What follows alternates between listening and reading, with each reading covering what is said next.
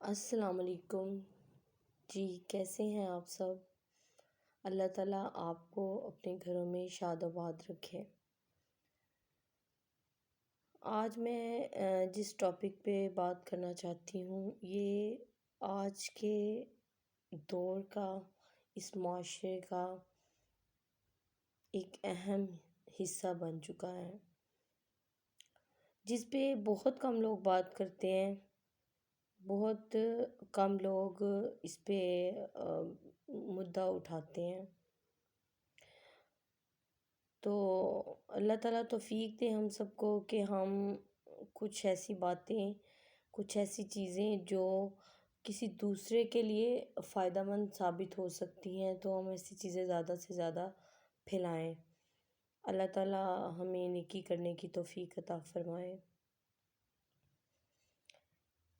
میں اس معاشرے کی تلخ حقیقت کا جو پہلا پہلو آپ سے بیان کروں گی، وہ سب سے بڑا پہلو تو یہ ہے کہ ہمارے معاشرے میں بیچاری غریب، بے سہارا، یتیم، بیوہ، طلاق یافتہ بہت سی لڑکیاں ایسی ہیں جو بہت مشکل حالات سے گزر رہی ہوتی ہیں، اور ہم میں سے کچھ لوگ اٹھ کے ان کے کردار پہ بہت سی باتیں کرتے ہیں، بجائے اس کی کہ ان کو سہارا دیں۔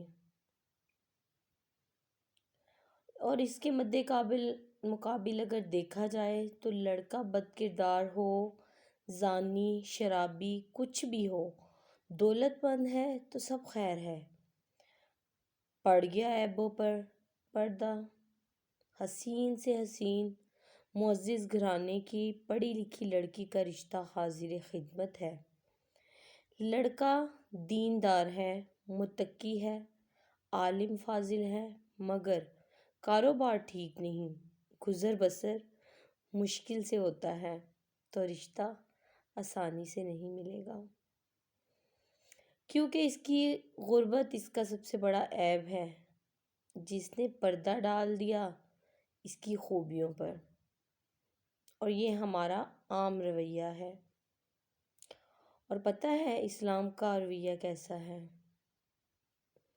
سورۃ النور میں ہے، تم میں سے جو مرد عورت بے نکاح کے ہوں ان کا نکاح کر دو، اور اپنے نیک غلام اور لونڈیوں کا بھی، اگر وہ مفلس بھی ہوں گے تو اللہ تعالیٰ انہیں اپنے فضل سے غنی بنا دے گا۔ اللہ تعالیٰ کشادگی والا ہے اور علم والا ہے۔ سورۃ النور میں اللہ تعالیٰ نے یہ فرمایا ہے۔ اللہ تعالیٰ ہمیں اس پر عمل کرنے کی توفیق عطا فرمائے۔ یہ تو تھا اللہ کا وعدہ کہ وہ صالحہ اور نیک بندوں کو نکاح کی برکت سے غنی کر دے گا، اور رسول صلی اللہ علیہ وآلہ وسلم کا ارشاد ہے، جب تمہارے پاس کوئی شخص تمہاری بہن بیٹی کے لیے پیغام نکاح بھیجے جس کا دین اور اخلاق تمہیں پسند ہے تو اس سے نکاح کر دیا جائے۔ اگر تم ایسا نہیں کرو گے تو زمین میں فتنہ اور بہت فساد ہوگا، اور جو کہ اب ہو رہا ہے۔ یہ سورۃ النکاح میں فرمایا گیا ہے۔ لڑکی والوں سے بہت کچھ بٹورنے کے چکر میں اب غریب گھر کی تعلیم یافتہ اور حسین باکردار لڑکیوں کی بجائے امیر گھرانوں کی لڑکیوں کو ترجیح دی جاتی ہے۔ لڑکوں کی بنسبت یہ رویہ بھلے ابھی اتنا زیادہ نہیں، مگر جڑیں پکڑتا جا رہا ہے، اور اللہ وعدہ کر رہا ہے مفلس اور فقیر کو نکاح کی برکت سے غنی کرنے کا۔ اور اللہ کے نبی صلی اللہ علیہ وآلہ وسلم ہمیں انتخاب کرنے کے لیے کہہ رہے ہیں کہ دیندار کو اختیار کرو، یہ ان کی احادیث میں بیان ہے۔ اور کوئی انسان جس کو کوئی منصف بنائے رشتہ دینے پر تیار نہ ہو مگر اس کا تقوی اس کو اللہ کے یہاں بڑا مقبول بناتا ہو۔ مسلم کی روایت کے الفاظ ہیں، شاید کہ پراگندہ حال دروازوں سے لوٹا دیا جانے والا اگر کسی بات پر اللہ کی قسم کھا کر بیٹھے تو وہ ایسا مستجاب کہ اللہ اس کی قسم کو پورا کر دے۔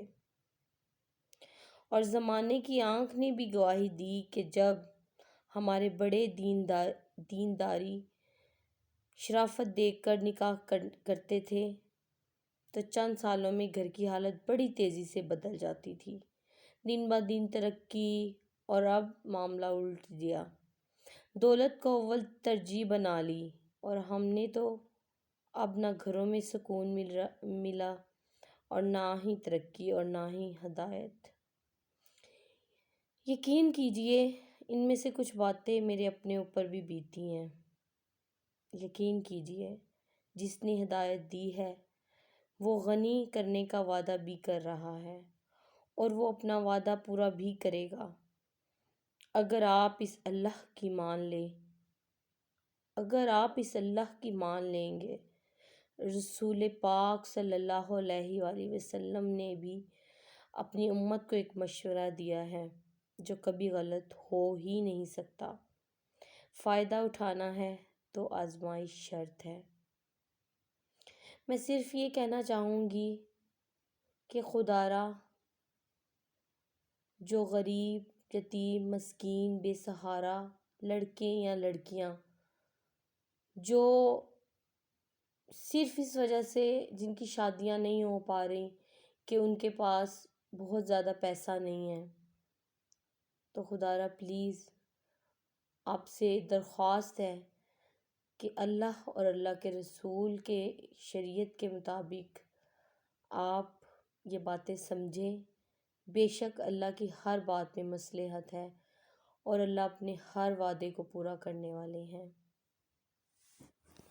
اللہم صلی اللہ، میری اس دعا کے ساتھ کہ اللہ پاک سب کے گھروں میں امن قائم رکھے اور اللہ پاک ہمیں توفیق دے کہ اللہ پاک ہمیں اس قابل بنائیں کہ ہم اس کار خیر میں سب کی مدد کر سکیں۔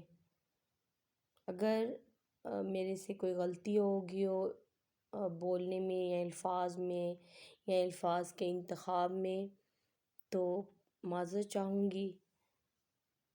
تو میرا مقصد صرف آپ تک یہ پیغام پہنچانا تھا۔ باقی اللہ پاک سب کو اپنے حفظ و امان میں رکھے۔ آمین ثم آمین۔ خدا حافظ۔